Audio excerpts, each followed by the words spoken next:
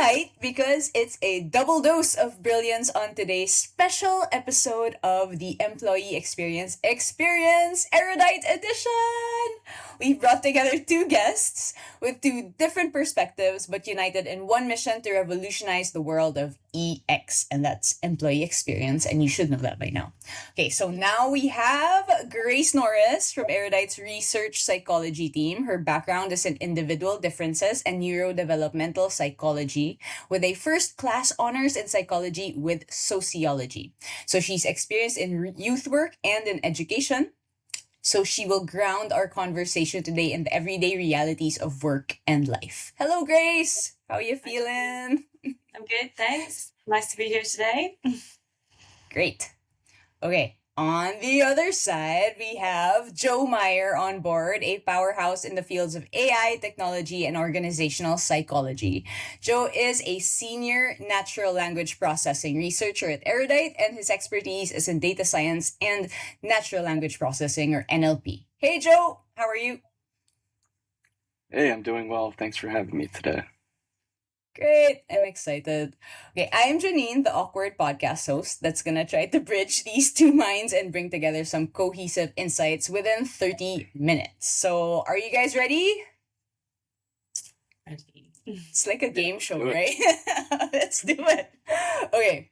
So I've spoken to some like really remarkable people leaders already in the past in the podcast and in previous webinars, and I've observed that a recurring theme is the significance of investing in improving the employee experience. So investing in well-being, diversity, engagement, and things like that.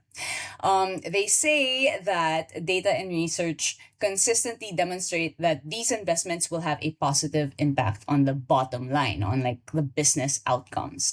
However, there are also stories and instances where businesses choose not to make this investment. So, like during challenging economic times when there are budget cuts and stuff like that, most of the time the people and culture initiatives like take the first blow. So I'm curious to hear your thoughts. Like first, do you believe that organizations should invest in people and culture, and what are your top of mind data and studies that support it? Maybe we can start with Grace. Okay. Yeah, I absolutely believe that organizations should invest in people and culture. A healthy workforce and positive culture ultimately supports any organization in attaining its goals. If you consider to be a company to be a system, then system psychology denotes that the system and its component parts is best understood through relationships with each other and other systems, so not in isolation. If you fail to invest in people and culture, then we end up with a very isolated, very individualistic, dog eat dog kind of culture. And things are more likely to fail in terms of like burnout and turnover. Current research, the Chadney and Rahman's 2020 engagement study kind of supports this in highlighting that there are lots of positive consequences from investing in your people, including positive financial outcomes, reduced turnover rates, higher retention rates, and reduced costs as well. Right, like the data is out there, for investing in well-being in your people. Like Joe, do you have like anything to add to the data sets? Yeah, I think Grace put it pretty well. I guess a lot of organizations sometimes stereotypically see kind of human resource functions as a cost center. That's a term that's been thrown around. But like Grace said, I think when you look at the research, the studies, and the data, you see that investing in people from different perspectives can kind of impact the bottom line of organizations. So I think that's important to consider that really it's more peripheral and indirect, but the support is definitely there. So I think it's really important to consider, especially if you think about kind of like different types of organizations, for example, like knowledge workers and things like that. There's going to be a lot of pretty strong consequences if there really isn't investment in people. For example, you can have really the most talented and brilliant team, but if they don't have the resources that they need to succeed in their work, then things really aren't going to do well for that team. You could see people leaving the organization. You could see burnout starting to happen, leading to things like mistakes or poor outcomes. So yeah, overall, I think it's really important to consider that investment. And I guess like we all know how difficult it is to find the right people for the job, right? And it's like there's a lot of investment and time and resources that go into that. So once you find them, I mean, logically, you should invest in their experience and, you know, their everyday kind of work environment. But why do you think that even with all this data, we are still hearing of, you know, like HR professionals struggling to get support and budget for their initiatives? What you think, Joe?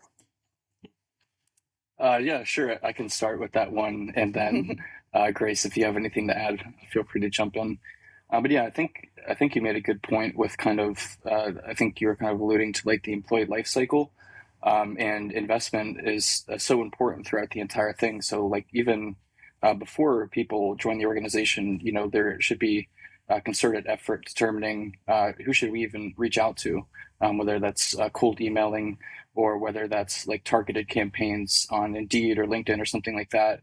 And then from there, there should be investment in some cases if you think about the side of industrial psychology, where you're developing high quality assessments to determine who is likely to succeed within this job, even before someone joins an organization, who is likely to stay with us. And then you even have kind of investment in determining, okay, well, we may have determined that this person has can be good with an organization, but what team do they even join?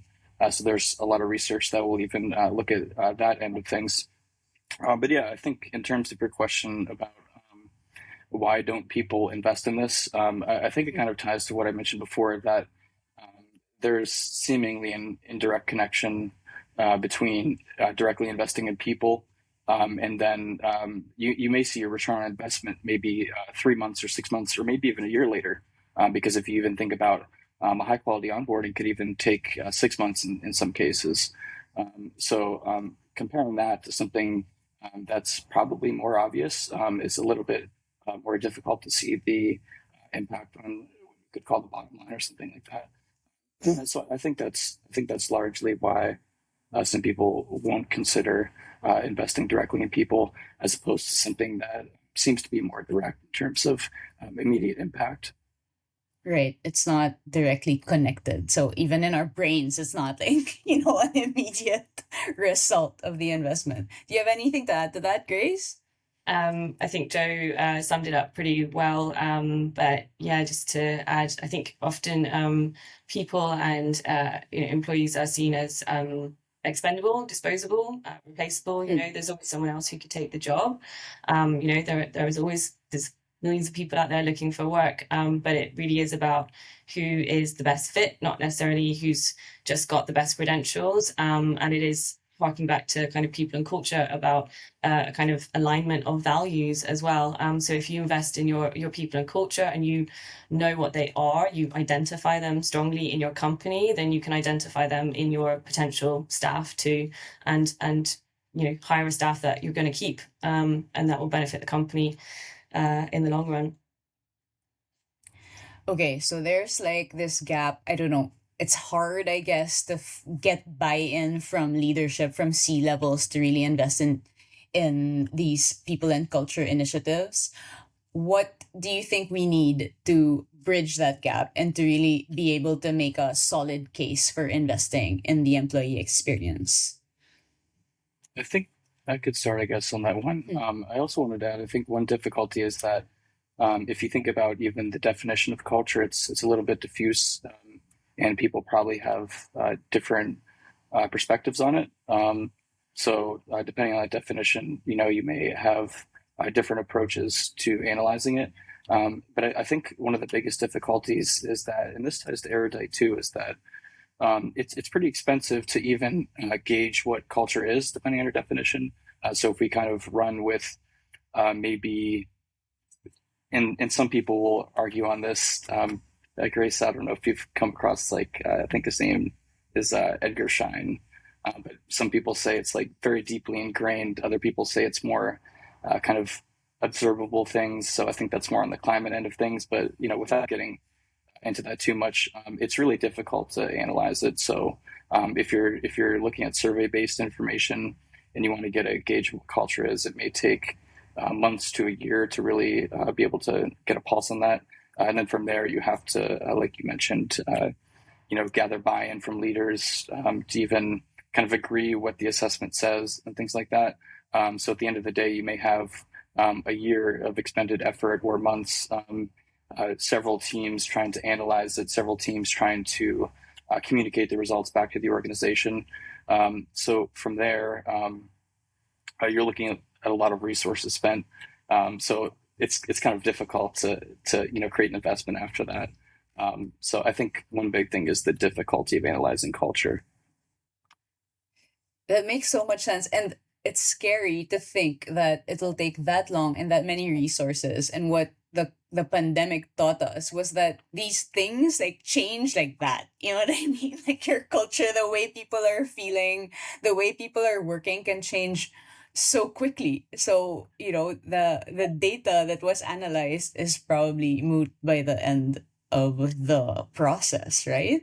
Yeah, that's part of the issue. There's the gap between when research results are finally published and when the events actually occurred that impacted your staff. So by the time burnout is identified, then the staff member is already burnt out and maybe on sick leave, and it's harder to identify the cause and solution. It's reactive rather than preventative. So I think it's hard for C-levels and other people to see the value of these insights that we have. And another issue is that gap between the kind of academic level, scientific level information and the information for the layperson. It's not always that easily understandable or digestible. Digestible. So not everyone, it needs to be easily accessible, easily understood, and kind of quickly digestible to make actual changes, to take action on this information that we have. But that's like the power of AI too, right? I mean, it gets all the data condensed and digested and gives us what we need. And I was talking to Edie Goldberg and I was asking, how do you get, she has this idea for the inside gig. And I'm like, is that even possible? And she goes, so many things that were not possible in the past for HR and for people are absolutely possible now in the age of AI. So does AI help fill this gap? And I'm guessing it's a yes, because that's our mission, right? Maybe Joe should answer this. Yeah. Sure, yeah, I can kind of come at it from the AI perspective, but then Grace, if you have any perspective on the psychology.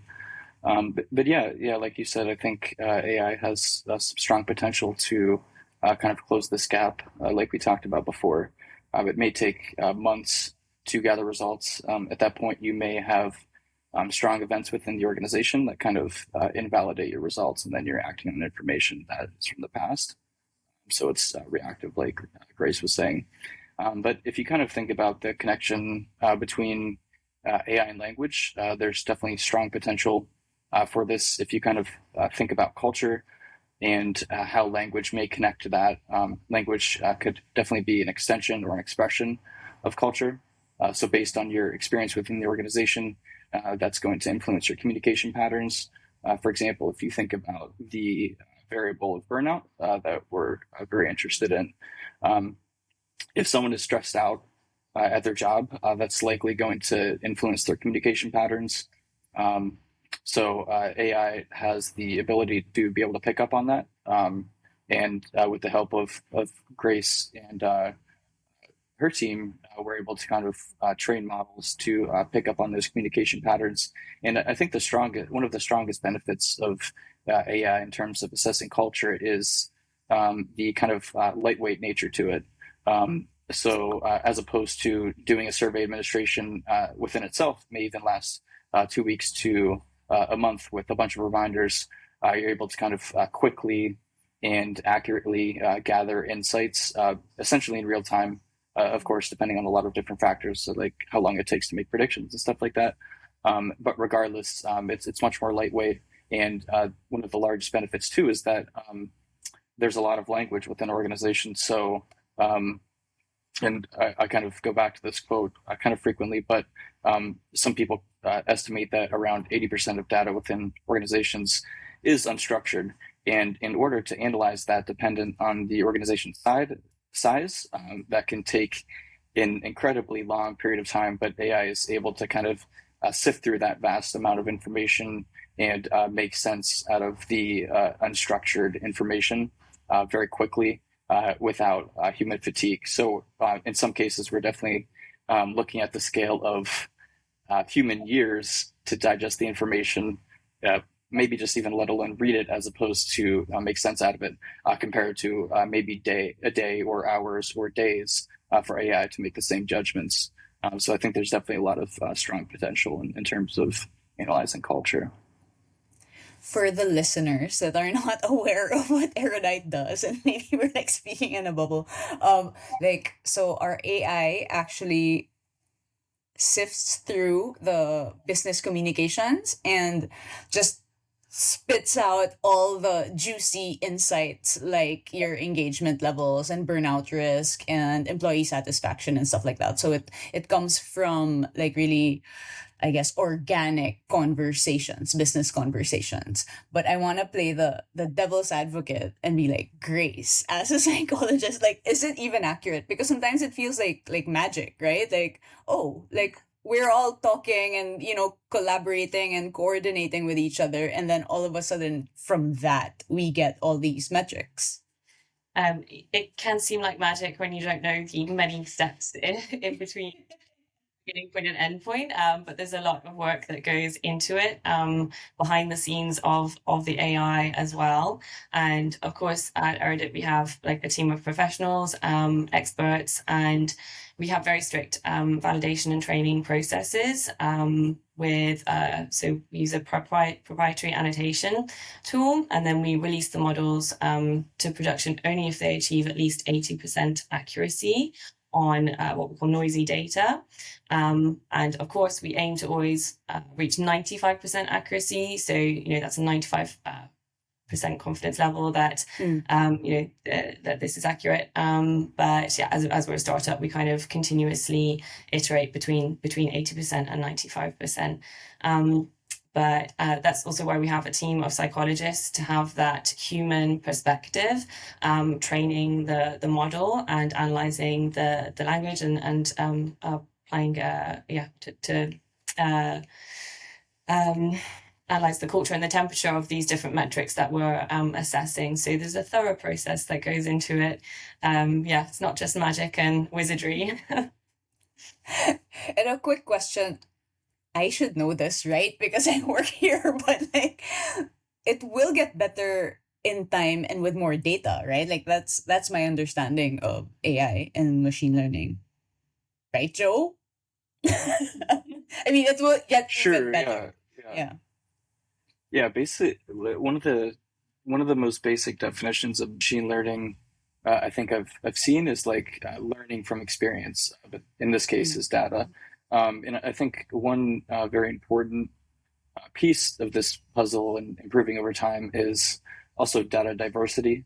So being able to have access to data across organizations, across industries, across cultures, because you kind of see these idiosyncrasies in the usage of language. In order to train a good model, you kind of need to have that diversity. But it seems like as models are progressing, for example, with GPT, there's a lot of strong benefits in terms of helping your models become more generalizable. So being able to do well in new situations, and a big part of that is having access to data and large amounts of data and diverse data.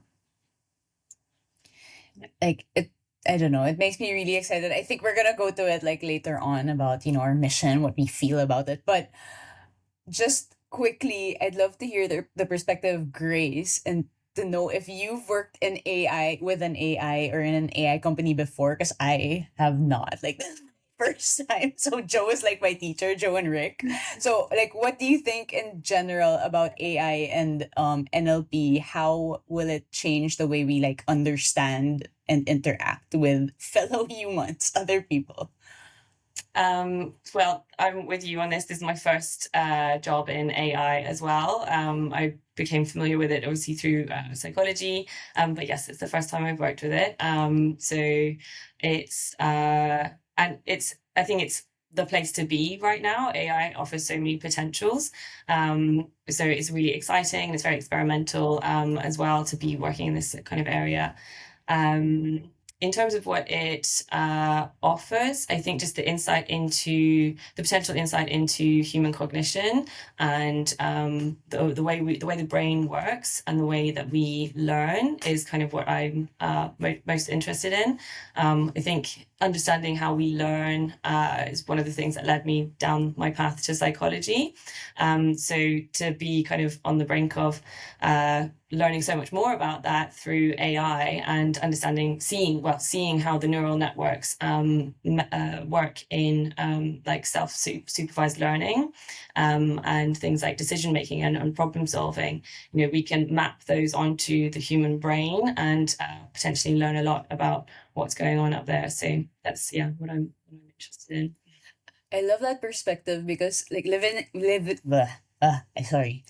Spain, I have a lot of people around me that are like afraid of AI and have like that apocalyptic view of AI, and they always go like, oh, it's going to, like take over humanity, or what's going to happen to humanity. And in my head it's like, honestly, working here, it's like I'm learning so much more about people than ever before. So I'm really like thankful for it.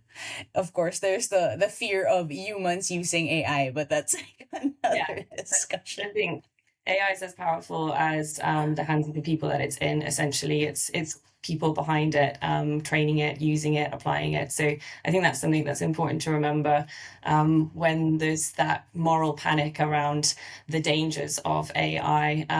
That people pose the risk, not the technology itself. Exactly. Do you have anything to add to that, Joe? Or are you like up to here with the AI apocalypse discussion? Yeah, I guess I have a few thoughts on that. I guess when people think about like the connotations of AI, they typically think like what's the movie Ex Machina or Machina? I'm not sure how you pronounce it, but the kind of sentient humanoid like robot. But it just and of course that's an area of research within AI. If you kind of think about like the Tesla bot or something like that. But for the most part, and especially what we're dealing with algorithms and computation. We're trying to just basically use modern techniques to make really good predictions. So when you kind of think about the downfall of society, it's a little bit harder to connect that with most use cases of AI.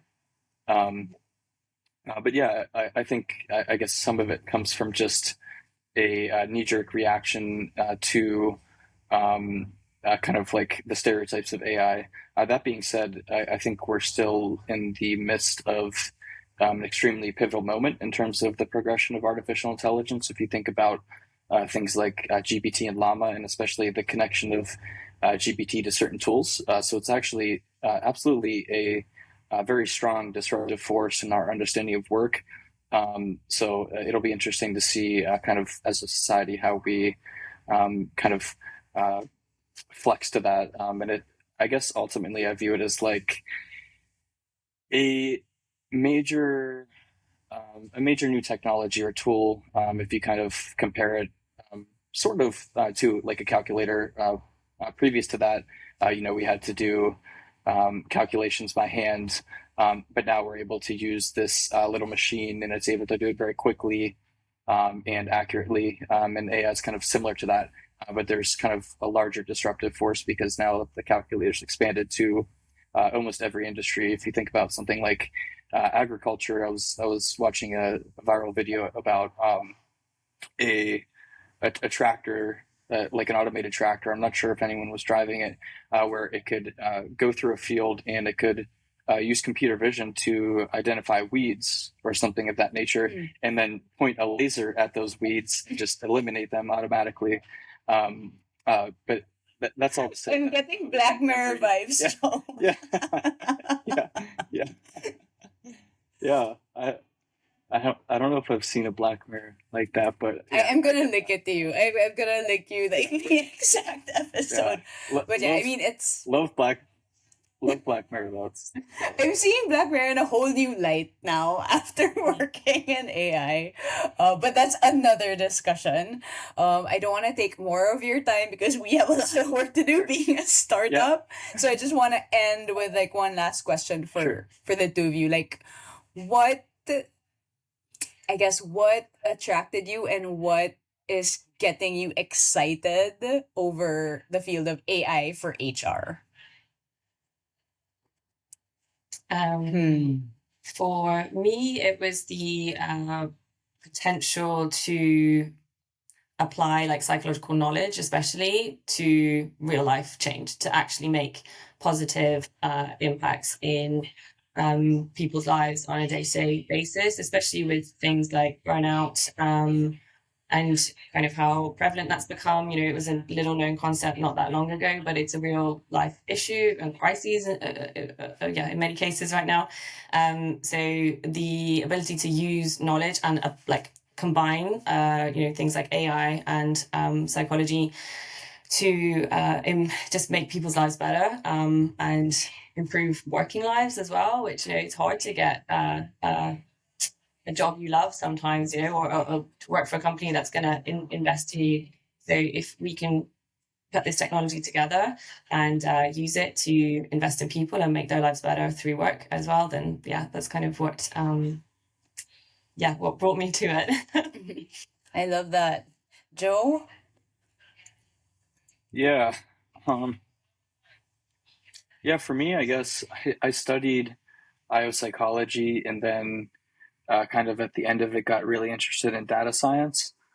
So that kind of progression made a lot of sense. And I think one of the most exciting things to me is that compared to other fields, AI hasn't been adopted as much within HR. So I think there's a lot of room for improvement as well as new innovations in the space. So I think that's what I'm most excited about. And that's kind of what made me gravitate toward to this end. I love it. Thanks for bringing out your sappy side, Joe. And then Grace. Thank you for totally. taking the time to speak with me. This is really kind of an exercise also of like internal communication and getting to know each other. I mean, we're working in like 100% remote setup, so it's hard to get like everyone's, I don't know, hard to get to know everyone, right? So thank you so much. I'm happy we got to do this. I hope we can do this again another time. Thanks, guys.